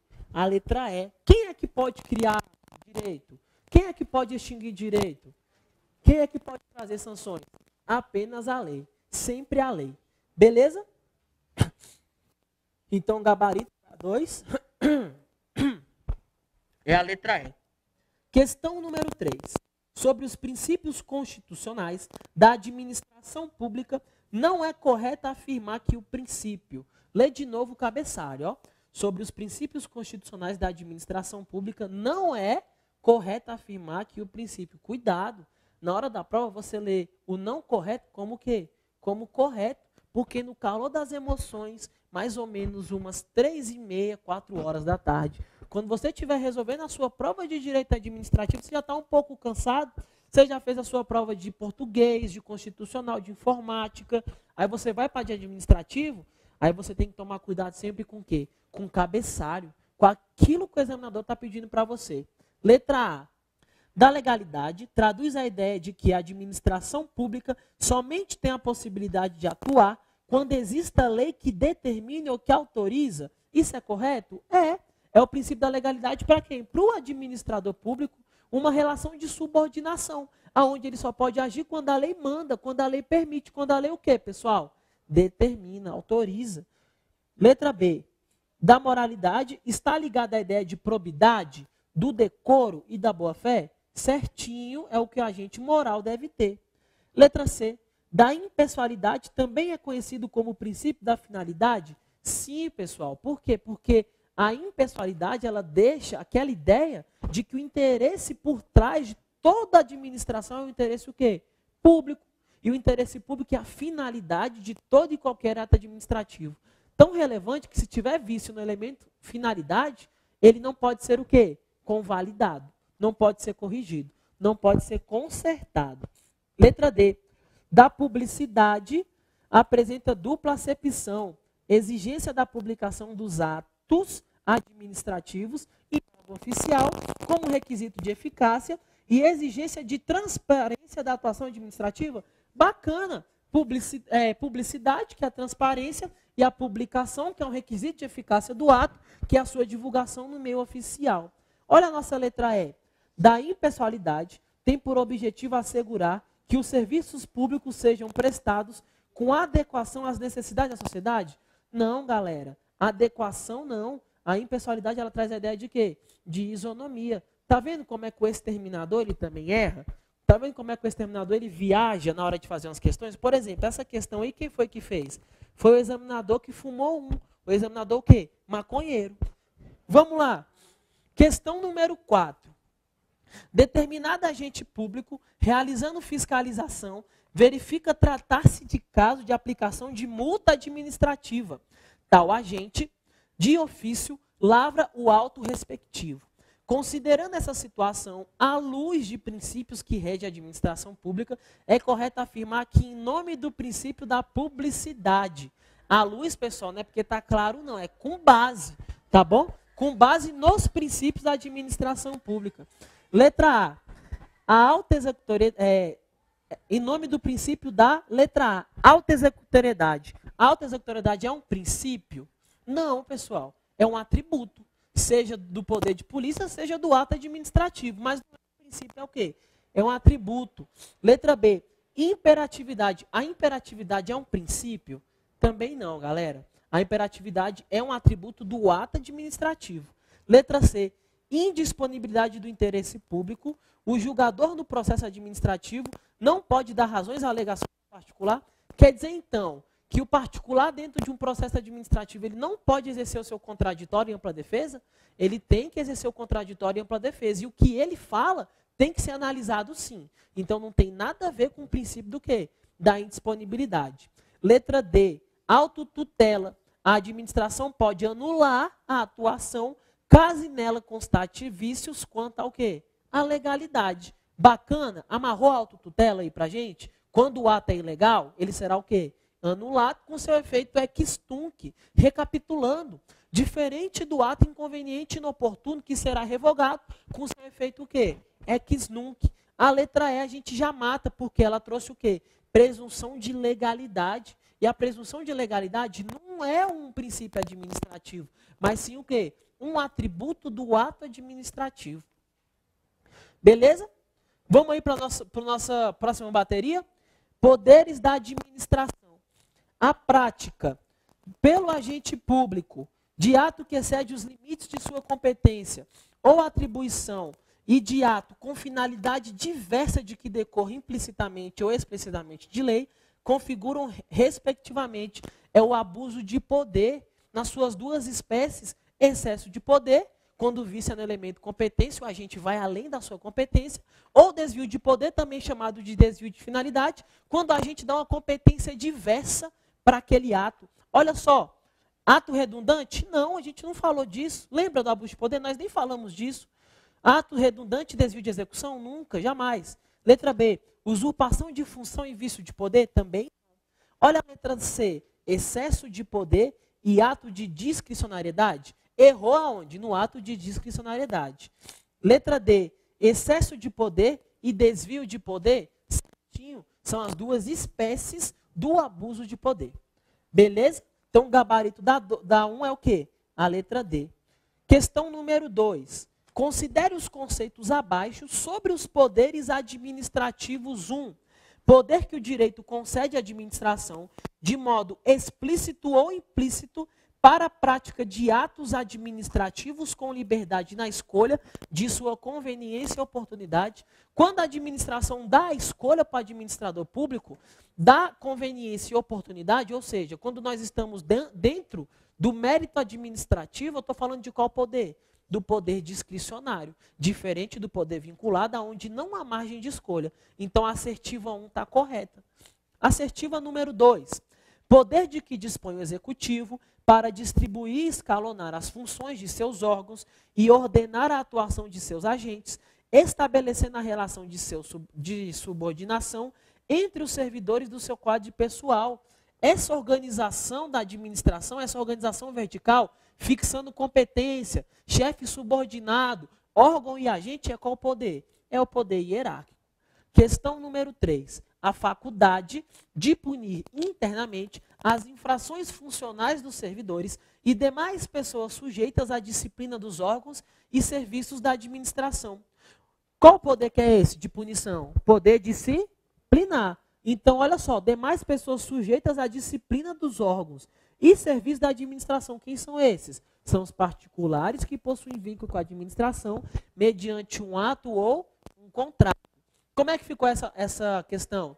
Ficou a letra E. Poder discricionário, poder hierárquico e poder disciplinar. Questão número 3.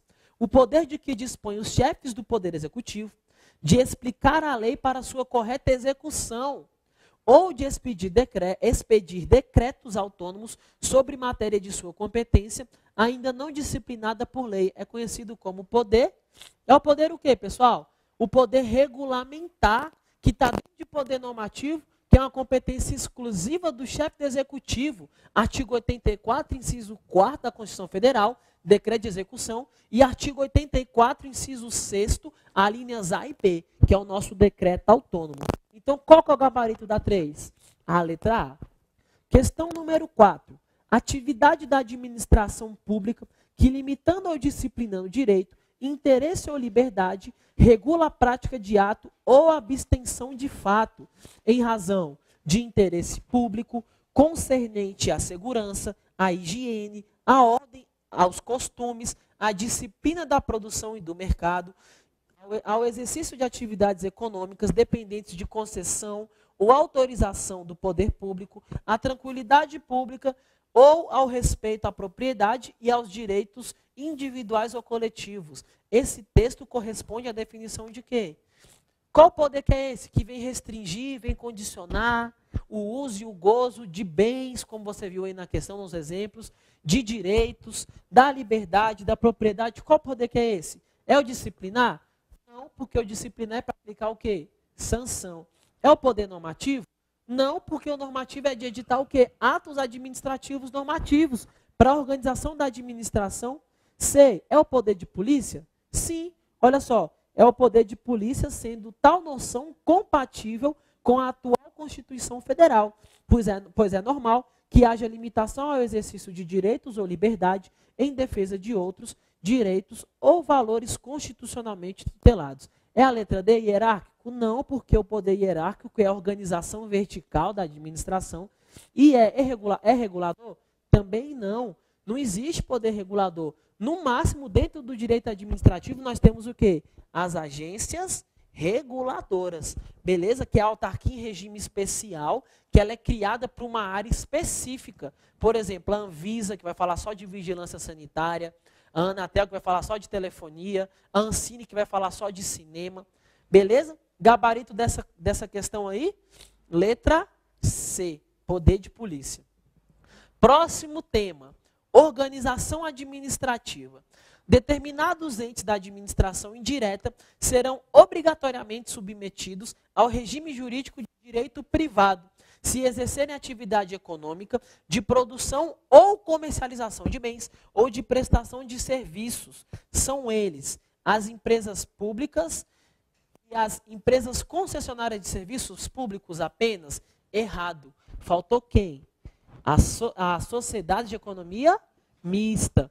Dentro da administração direta, quem é que vai ser pessoa jurídica de direito privado? As empresas públicas e a sociedade de economia mista. As autarquias e as fundações públicas continuam sendo o quê? Pessoas jurídicas de direito público. Olha a letra B. As empresas públicas e a sociedade de economia mista apenas? Bacana, é a mais correta. Vamos analisar as outras? A letra C. As empresas públicas, a sociedade de economia mista, as autarquias e as fundações? Não, porque autarquia e fundação não é pessoa jurídica de direito privado, mas uma pessoa jurídica de direito o quê? Público. Letra D. As empresas públicas apenas? Faltou o quê? Sociedade de economia mista. Letra E. A sociedade de economia mistas apenas? Errado, faltar as empresas públicas. Qual é o nosso gabarito? A letra B. Beleza? Questão número 2. São traços distintivos entre empresa pública e sociedade de economia mista. Lembra da distinção das três? Forma, capital e o foro. Ele quer saber se você sabe quais são as três características que as diferenciam. Olha aí. Letra A. Forma jurídica, composição do capital e foro processual. São essas três diferenças?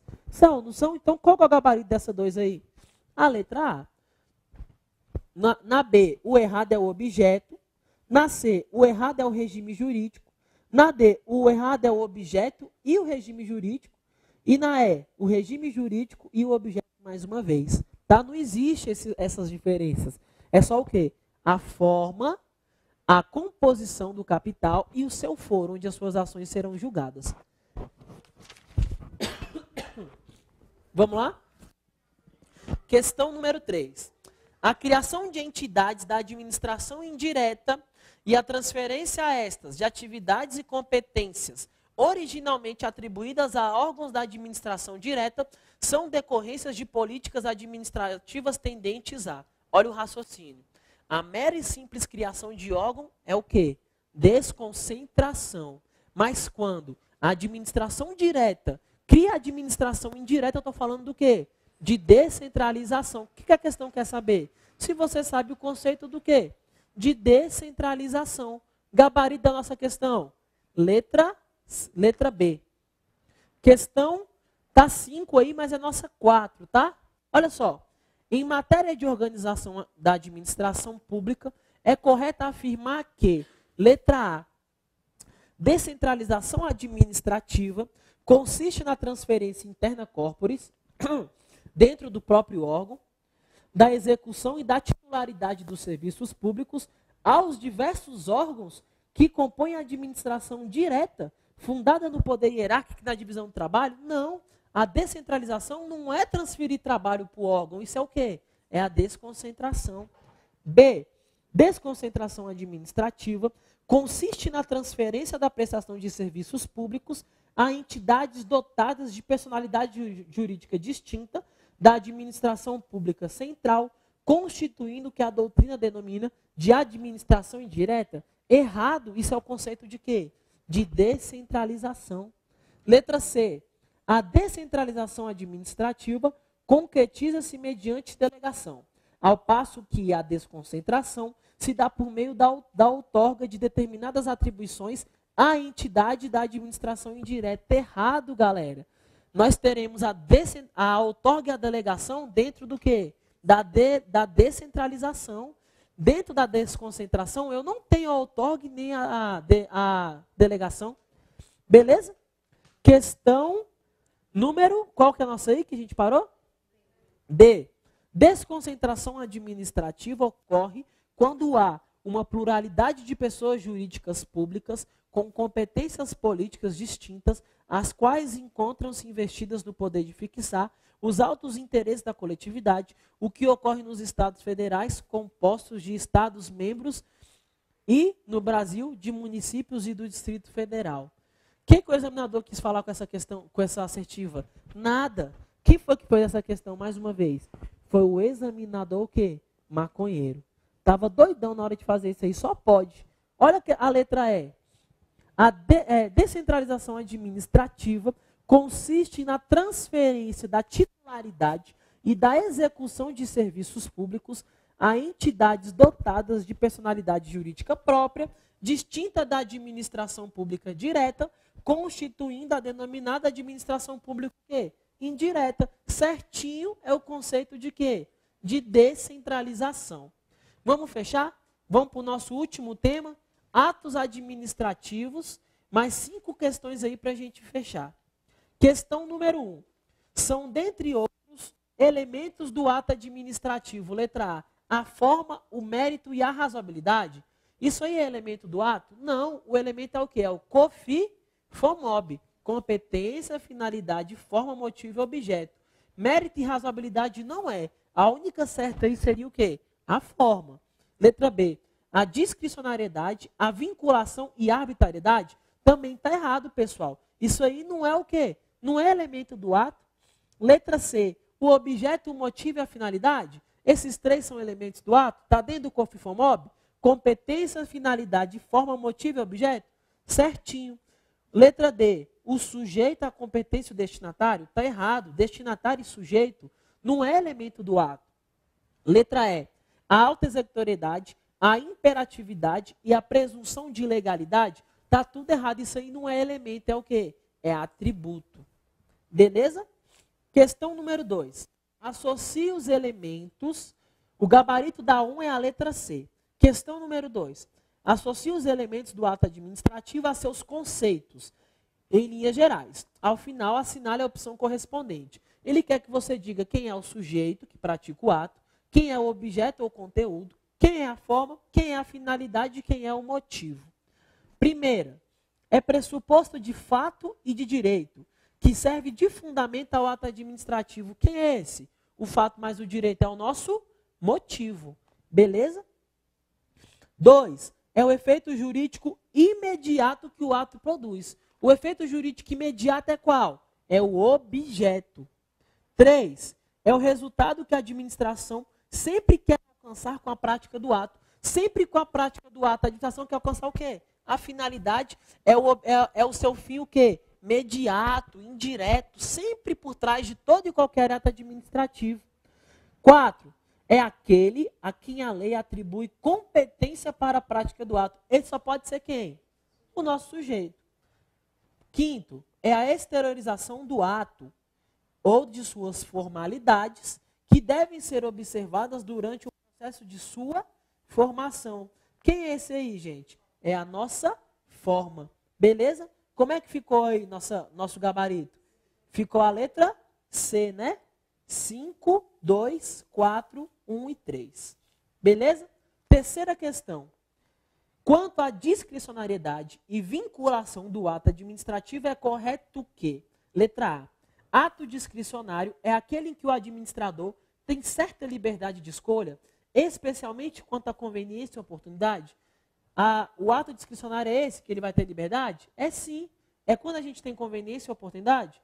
É sim, certinho. Nós estamos diante do mérito o quê? Administrativo. Letra B. Discricionariedade e arbitrariedade são expressões sinônimas? Errado. A arbitrariedade é agir fora dos limites da lei. Por exemplo, aplicar uma remoção como forma de punição.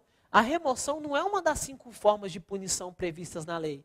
Se o agente público agir fora da lei, ele vai estar agindo de forma o quê? Arbitrária. E não de forma discricionária, que seria escolher dentre as 5 previstas na Lei 8.112. C. No ato vinculado, a lei estabelece quase todos os requisitos e condições de sua realização, deixando pouca margem de liberdade ao administrador. Errado. Ela traz todos. Não há nenhuma margem de escolha. Tá bom? A lei traz passo a passo, de forma detalhada, a atuação do agente público. Letra D. Quanto aos elementos competência e finalidade do ato administrativo, a lei pode deixar livre a apreciação da autoridade, tanto no ato discricionário quanto no ato vinculado. Errado.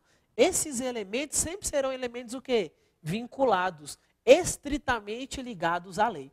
Não tem o quê? Essa livre apreciação. Letra E. O Poder Judiciário pode apreciar o ato administrativo quanto aos aspectos da conveniência e oportunidade. A regra é que não. O judiciário ele não entra no mérito administrativo de outro poder, salvo no desempenho da sua função atípica administrativa, quando ele estiver agindo como própria administração. Então, qual é o gabarito dessa questão? A nossa letra A. Questão número 4. O atributo do ato administrativo que impõe a coercibilidade para o seu cumprimento ou execução é o quê? Coercibilidade, coagir o particular, impor. Só pode ser qual atributo? O atributo da imperatividade. É a nossa assertiva de letra E. Última questão, questão número 5. A administração pública pode editar atos administrativos e cumprir suas determinações sem necessidade de oitiva ou autorização prévia do Poder Judiciário ou de qualquer outra autoridade. Tem-se aí a definição de um dos atributos do ato administrativo consistente na... Qual que é esse atributo que a administração não precisa de autorização prévia do Poder Judiciário? Só pode ser o quê? Só pode ser a autoexecutoriedade. Beleza, galera? Olha só, dica de estudo, façam a revisão. A repetição ela é a mãe da aprendizagem. Então você tem que fazer o quê? Repetir várias vezes. E uma dica para você, na sua vida, em que você quiser, em concurso público, em faculdade, você pode ser o que você quiser, só depende de você. Você não tem que ouvir aquelas pessoas que não acreditam nos seus sonhos. Você não deve escutar os destruidores de sonho, porque 99,9% das pessoas não estão dispostas a fazer o que você faz, sair da zona de conforto e buscar uma vida melhor, tá bom? Porque estudar dói? Dói, mas como diz o professor William Douglas, a dor é passageira e o cargo é para sempre. Beleza? Agradeço a presença, tá bom? Nós teremos outras aulas em outras oportunidades. Beijo para quem é de beijo, abraço para quem é de abraço, cheiro para quem é de cheiro e até a próxima, pessoal, se Deus quiser. Beleza? Abraço.